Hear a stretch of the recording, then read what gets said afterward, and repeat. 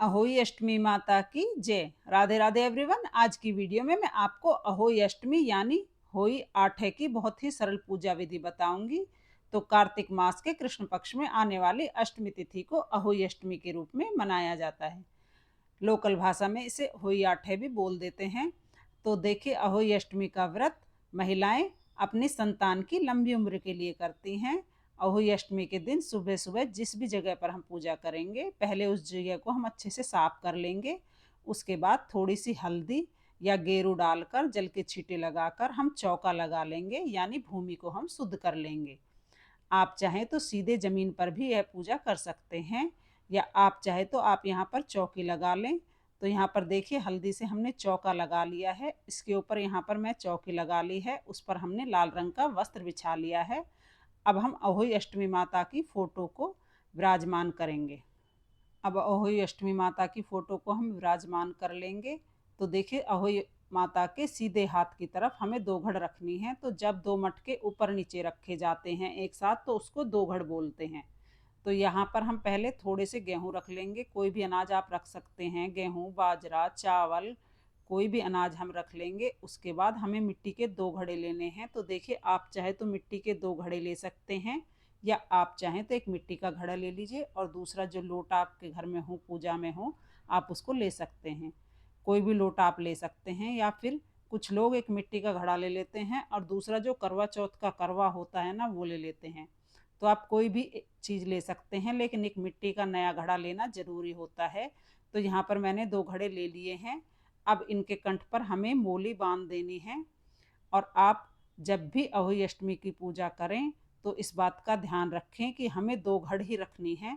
इस दो घड़ को एक बार रखने के बाद हिलाया नहीं जाता है। किसी के यहाँ पर इसको दिवाली के दिन उठा देते हैं और किसी के यहाँ पर भाई दूज के दिन उठाते हैं। इससे पहले इसे नहीं उठाना है। दिवाली से पहले दो घड़ नहीं उठेगी। तो जिस जगह पर भी आप पूजा करें, ऐसी जगह पर पूजा करें जहाँ पर आपको इसको रखे रहने दें। इसको हिलाना बिल्कुल भी नहीं है। देखिए, दोनों घड़ों पर मैंने मोली बांध ली है। अब एक में हमें जल भरना है और दूसरे में हमें अनाज भरना है। तो यहाँ पर मैं आपको बता दूं, अनाज आप कोई भी ले सकते हैं। आप चाहें तो चावल, बाजरा, गेहूं, कोई भी अनाज आप ले सकते हैं। अब दोनों घड़ों को भरने के बाद अहोई अष्टमी माता के सीधे हाथ की तरफ हम ये दोनों घड़े ऊपर नीचे रख देंगे। तो देखिए, इस तरह से हमें दो घड़ बनानी है। दो घड़ जब बनती है, जब हम दो घड़ों को एक के ऊपर एक रख देते हैं, तो इस तरह से देखिए, दो घड़ हमें रखनी है और जो ऊपर वाला घड़ा है उस पर हम ढक्कन रख देंगे। और इस दो घड़ को जब हमें बिल्कुल भी नहीं हिलाना है, या तो दिवाली के दिन या भाई के दूज के दिन ही ये दो घड़ उठाई जाएगी। अब थोड़े से गेहूं के दाने रखकर हम गणेश जी को विराजमान कर लेंगे। आप चाहें तो फोटो में जो गणेश जी हैं वहाँ पर भी पूजन कर सकते हैं। उसके बाद हम सभी को सामने ही हम अहोई माता के थोड़ा सा अनाज रख देंगे। तो देखिए, अनाज की ढेरी हमें ज़रूर लगानी है। आप चाहे तो किसी प्लेट या कटोरी में भी अनाज रख सकते हैं।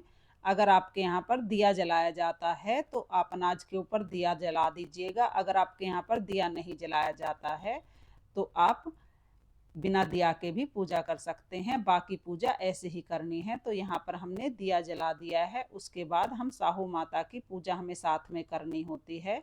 तो देखिए, साहू माता गाय माता होती है। तो अगर आपके पास चांदी की कोई मूर्ति है साहू माता की, तो वो आप ले लें, नहीं तो गाय के रूप में भी आप माँ की पूजा कर सकते हैं। तो गाय और जो बछड़ा बना हुआ होता है उसमें साहू माता की पूजा कर ली जाती है। अगर आपके पास माला नहीं है तो आप बगैर माला के भी इस तरह पूजन कर सकते हैं। तो अब हम पूजा शुरू करेंगे। तो पूजा में सबसे पहले हम जल के छींटे लगाकर सभी का शुद्धिकरण कर लेंगे। फिर हम सभी को वस्त्र रूपी कलावा समर्पित कर देंगे और उसके बाद हम सभी का तिलक करेंगे। तो यहाँ पर हम अहोई माता को, फोटो में विराजमान सभी देवी देवताओं को वस्त्र रूपी कलावा सभी को पहले समर्पित करेंगे। गणेश जी को सबसे पहले हम कलावा समर्पित कर कर तिलक लगाएंगे। उसके बाद सभी को, दो घड़ को, साहू माता को, सभी को हम रोली से तिलक कर देंगे। फिर हम सभी को अक्षत यानी चावल समर्पित कर देंगे। इसके बाद हम घड़े पर स्वास्तिक बना देंगे और फिर हम भोग समर्पित करेंगे। तो भोग में पूरी पूड़े जो भी आपके यहाँ पर बनाया जाता हो, आप वो भोग में समर्पित कर दीजिएगा। किसी किसी के यहाँ पर भोग शाम को बनाया जाता है और पूजा दिन में कर लेते हैं। तो ऐसे में हम बतासा समर्पित कर देंगे। अगर आपके यहाँ भोग शाम को बनाते हैं तो जब आप भोग बनाएंगे तब भोग समर्पित कर देना, पहले आप बतासा समर्पित कर सकते हैं। साथ में ही हमें ऋतुफल समर्पित करना होता है, तो सिंगाड़े का ऋतुफल हम समर्पित कर देंगे, या कोई भी हरा फल, खीरा समर्पित कर देते हैं। ज़्यादातर सिंगाड़ा समर्पित किया जाता है। सिंगाड़ा इस समय बहुत ही आसानी से मिल जाएगा, तो सिंगाड़ा, खीरा या केला आप समर्पित कर सकते हैं।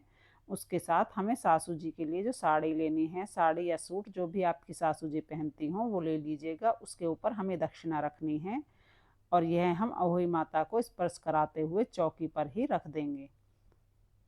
तो एक साड़ी या सूट आप जरूर ले लीजिएगा। अब हमें कथा सुननी है, तो अब हम एक जल का लोटा लेकर अहोई अष्टमी व्रत की कथा सुनेंगे। तो यहाँ पर मैंने 1 लोटा जल ले लिया है, हाथ में मैंने थोड़े से चावल के दाने ले लिए हैं। अब हम अहोई आठे की कथा सुनेंगे। कथा का वीडियो चैनल पर आपको अलग से मिल जाएगा, क्योंकि यहाँ पर अगर मैं कथा सुनाऊंगी तो वीडियो बहुत लंबा हो जाएगा, इसलिए कथा का वीडियो मैंने अलग कर दिया है।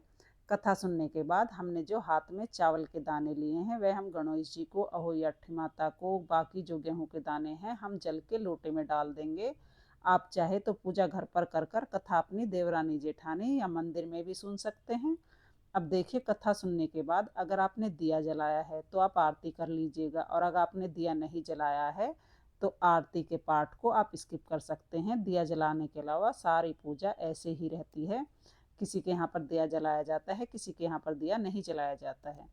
तो अब देखिए, पूजा हमने कर ली है। पूजा के बाद जो ये जल का लोटा है हम सूर्य देवता को अर्घ दे देते। अगर आपके यहाँ पूरे दिन या रात का व्रत होता है तो ये जो कमोई है इसको हमें नहीं हिलाना है। एक जल का लोटा हम अलग से ले लेंगे और उसी को हम चंद्रमा को अर्घ दे देंगे। और जो मटके हमने जल के भर के रखे हैं इसको हिलाना नहीं है, और तारों को अर्घ देना है। पूजा करने के बाद जब भी हम कथा सुन लेंगे उसके बाद जो भी हमने साड़ी ली है, दक्षिणा ली है, खाने का सामान लिया है, भोग के रूप में समर्पित किया है, वो हम सासू जी को दे देंगे बायने के रूप में। अपने सासू जी को दे दे, सास ना हो तो नंद या जेठ जेठानी या पंडिताइन को भी दे सकते हैं।